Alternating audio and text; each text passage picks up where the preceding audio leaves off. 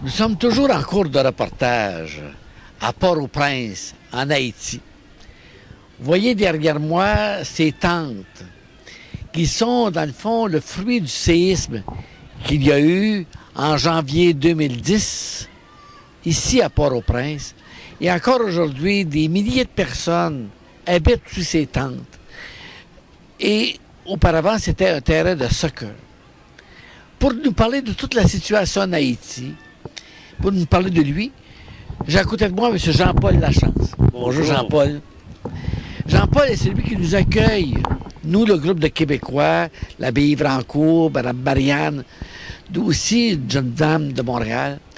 Alors, tous les trois, nous sommes accueillis chez Jean-Paul pendant ces 15 jours.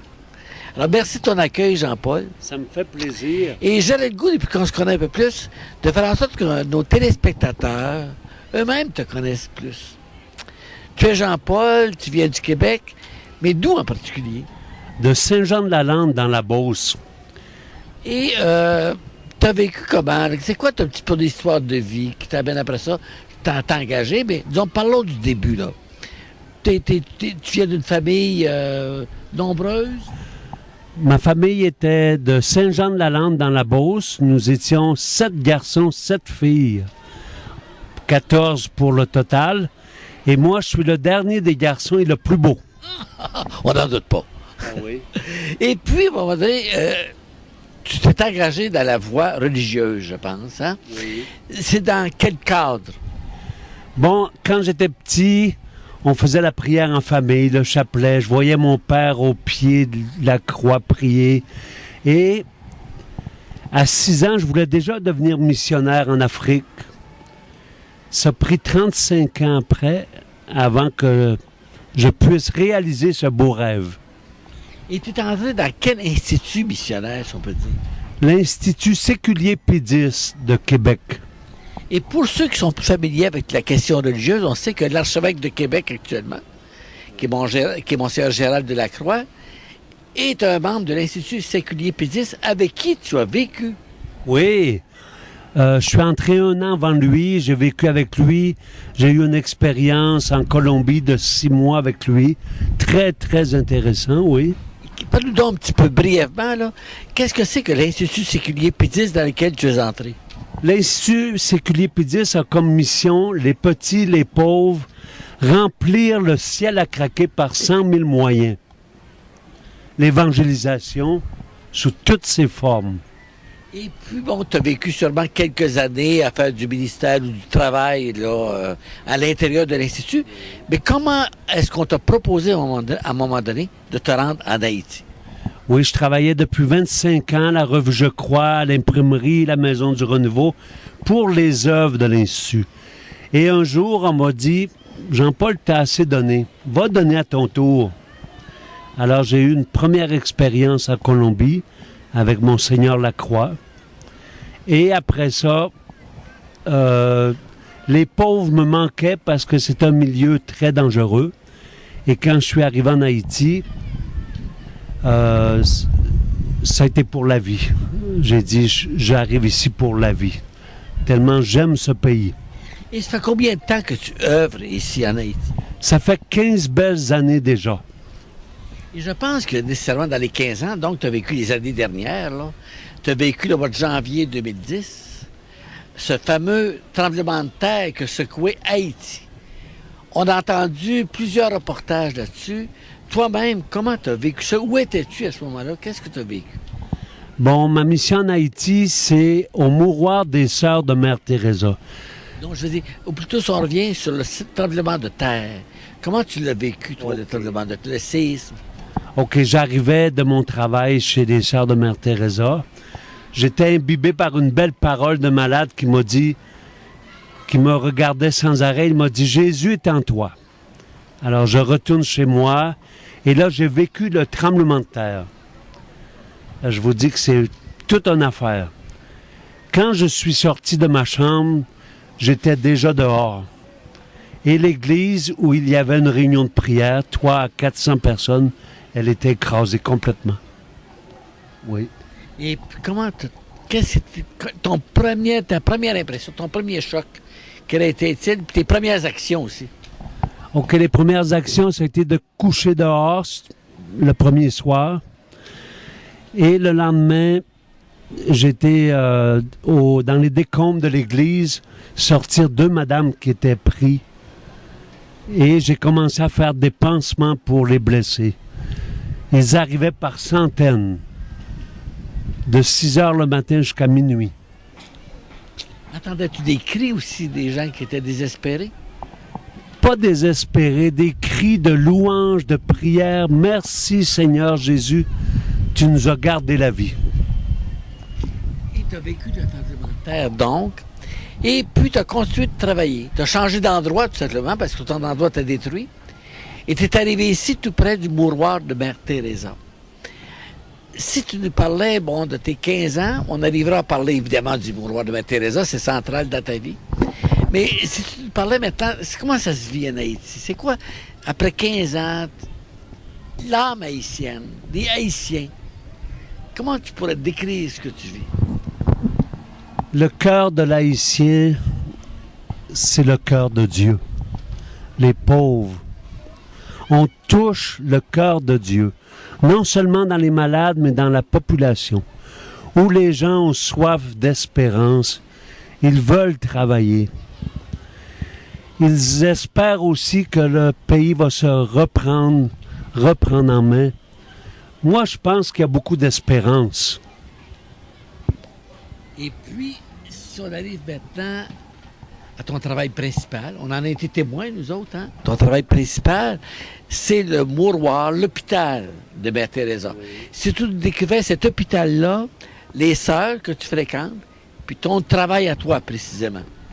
Oui, les sœurs de Mère Teresa accueillent environ 400 personnes, 200 hommes et 200 femmes, avec des enfants aussi.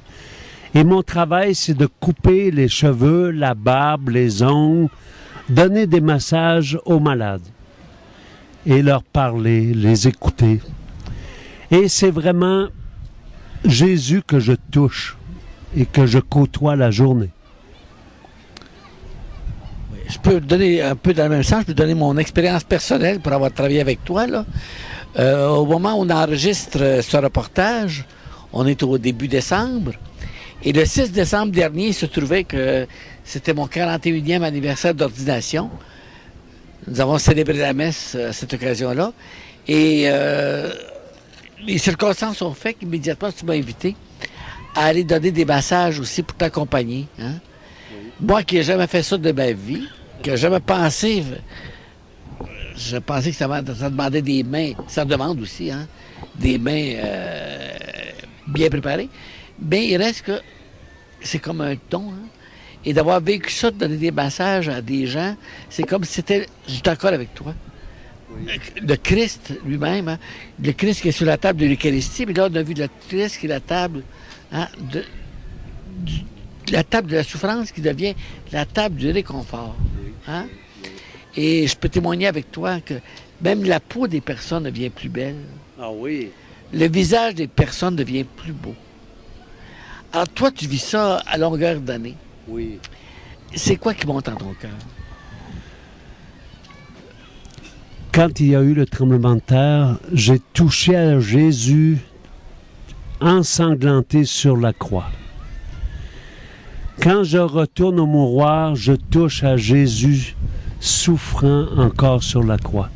C'est le même Jésus de l'Eucharistie, le même Jésus qu'on adore. Et pour moi, ça fait tout mon bonheur, ma joie.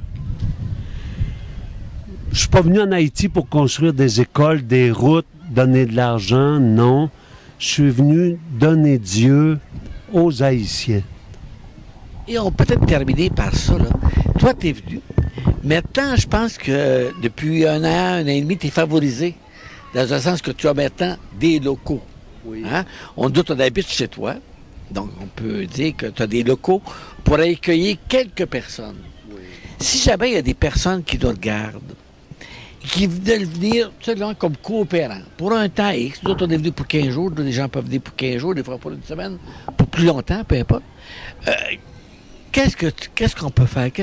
Comment tu peux accueillir ces personnes-là et quel travail, pour quel ministère, quelle coopération leur apporter?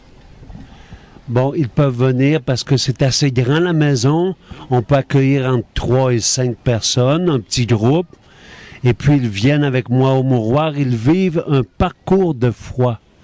Et aussi, on peut visiter le pays, faire des petits travaux de peinture, de nettoyage.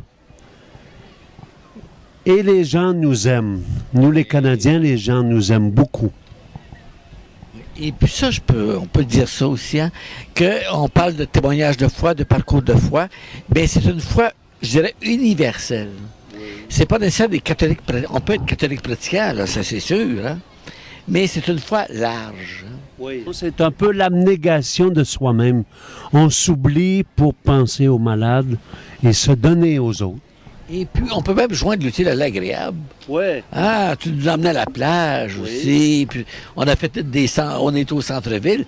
Mais le centre-ville, il n'y a rien d'inimaginable par rapport à ce qu'on connaît à Montréal ou ailleurs. Rien de comparable. Mais c'est autre chose. C'est autre chose, puis c'est très beau. Alors, tu peux amener les gens facilement au mouroir, collaborer avec toi, et puis aussi vivre hein, la condition, parce que c'est la chaleur ici, hein. Mais en même temps, c'est la bonté, c'est la beauté aussi. C'est la beauté. Et puis, nous autres, moi, personnellement, je vous invite à venir voir les fleurs de Jean-Paul. On a osé faire un petit jardin de fleurs. Alors, on vous invite à venir voir la progression des fleurs, et pourquoi pas venir vous autres même en planter. Pourquoi pas? Hein? Pourquoi pas? Venir à Haïti. Hein? C'est ça. Alors, qu'est-ce qu'on fait? Si jamais on va venir, comment on peut procéder? Bon, on peut passer par la baie Yves-Rancourt, et puis lui me rejoint, et puis moi, je vais les chercher à l'aéroport, et puis je les accueille chez moi. Ils sont les bienvenus, puis ils ne regretteront pas. Ils vont repartir encore plus heureux qu'ils étaient. Alors, je vous donne un premier numéro de téléphone à contacter. On y reviendra parce que l'abbé Rancourt, on aura l'occasion de l'interviewer nous aussi. Donc, on reviendra là-dessus, mais c'est une première information. Alors, vous pourriez communiquer avec l'abbé Yves Rancourt à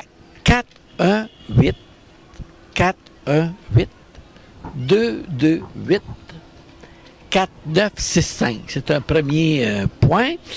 Il y a un organisme qui s'appelle le Comptoir missionnaire L'Assomption. Et c'est à travers ça qu'on peut faire des projets comme ceux-ci. Oui, et quand on vient en Haïti, on y retourne toujours. Puis en terminant, c'était capable de nous commenter ce décor qu'on voit derrière. Oui, le décor en arrière, c'était un terrain de jeu chez les pères spiritains où j'habite. Et c'est devenu, après le tremblement de terre, un endroit où les gens vivent dans les tentes et les gens vivent comme ils peuvent. Il y a beaucoup de, comment on appelle ça, les gens qui vivent côte à côte, la promiscuité. Il y a beaucoup de violence. Et les gens s'organisent. On les voit heureux aussi, hein? Très heureux, malgré tout. Mais ils espèrent de trouver un jour un logement. C'est long, mais je pense que ça va venir. Merci.